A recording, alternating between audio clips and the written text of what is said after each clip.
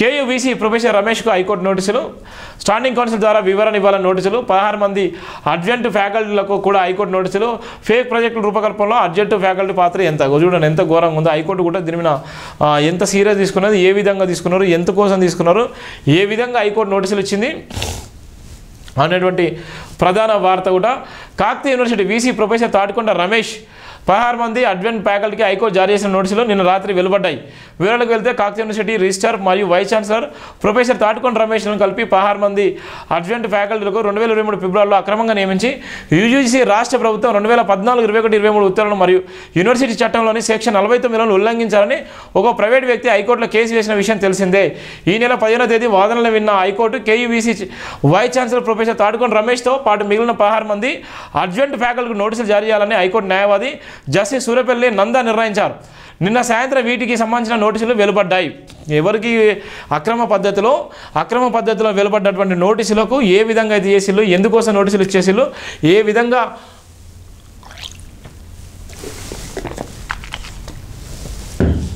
నోటీసులు ఇచ్చేసిళ్ళు, దానికి సంబంధించినటువంటి అక్రమ పద్ధతిలో ఏం చేసిళ్ళు, ఎప్పటికప్పుడు నోటీసులు ఇచ్చినటువంటి నేపథ్యం కూడా కనుమరుస్తున్నాం. హైకోర్టు నోటీసులో ఏముంది?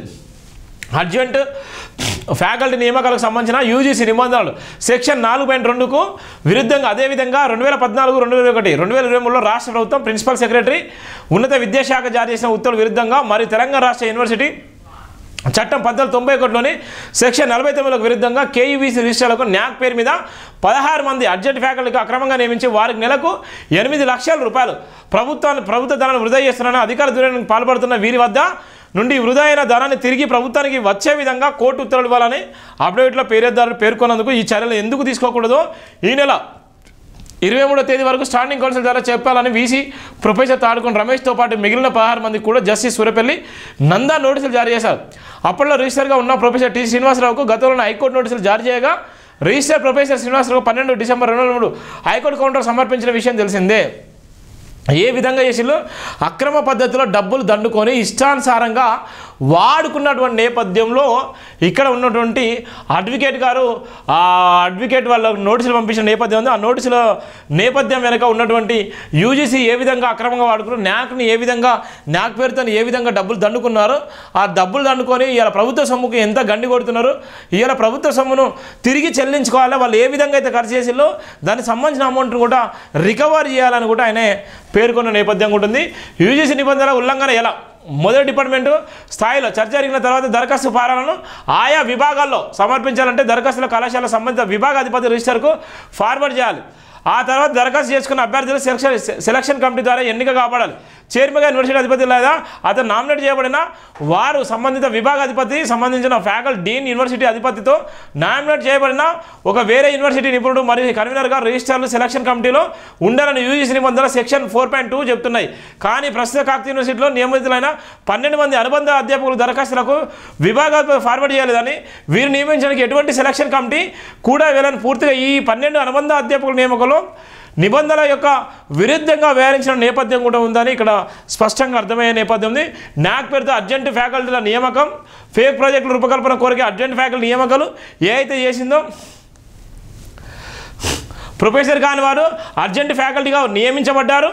ఇక ప్రొఫెసర్ కాని వాళ్ళు కూడా విద్యార్థులను పరిసర వైపు ఆకర్షితులు చేయడానికి మంచి అనుభవాత్మక టీచింగ్ను బోధించే ఉద్దేశంతో యూనివర్సిటీలోని అనుబంధ అధ్యాపకులు చేపట్టాల్సింది. కనీసం ప్రొఫెసర్ కాని వారిని డాక్టర్ వి కృష్ణారెడ్డి బాటను కూడా నియమించడంతో విద్యార్థులకు ఏ విధంగా న్యాయం జరుగుతుందని ఆరోపణలు వెలువడతాయి. ఇంగ్లీష్ విభాగంలో దామోదరరావు ఇప్పటి వరకు పిహెచ్డి థీసిస్ కూడా సమర్పించలేదు.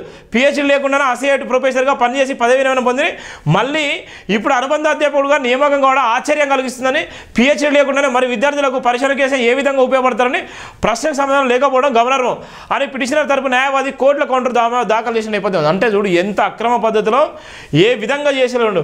ప్రభుత్వ అనుమతి లేకుండానే నియామకాలు, ఫేక్ ప్రాజెక్టుల రూపకల్పనలో అడ్వెంట్ కమిటీ ఫ్యాక్ నియామకం, ఇక్కడ ఎలాంటి పిహెచ్డి లేకుండానే వాళ్ళకు ప్రొఫెసర్గా చేసిన నేపథ్యం, న్యాక్ పేరుతో ఇష్టానుసారంగా చేసిన నేపథ్యం హైకోర్టు నోటీసులో ఉన్నటువంటి అంశం. ఇది వీసీ గారికి ఉన్నటువంటి బంధం. వీసీ గారు ఎంత భయంకరంగా అంటే ఇష్టానుసారంగా ప్రభుత్వ సొమ్మును గండి కొడుతూ ఇష్టానుసారంగా చేతిలో ఉన్నటువంటి ఆయుధాన్ని వాడుకుంటూ ఇవాళ ఎవరైతే ప్రశ్నించే గొంతుకల మీద కానీ విద్యార్థి సంఘాల మీద కూడా పీడియాక్ట్ కేసులు పెట్టి జైలుకు పంపించి వాళ్ళ మీద దాడి చేసి ఇష్టానుసారంగా కొట్టించిన చరిత్ర కూడా ఈ వీసీ తాటికొండ రమేష్కే ఉందని కూడా మనం తెలియవచ్చు.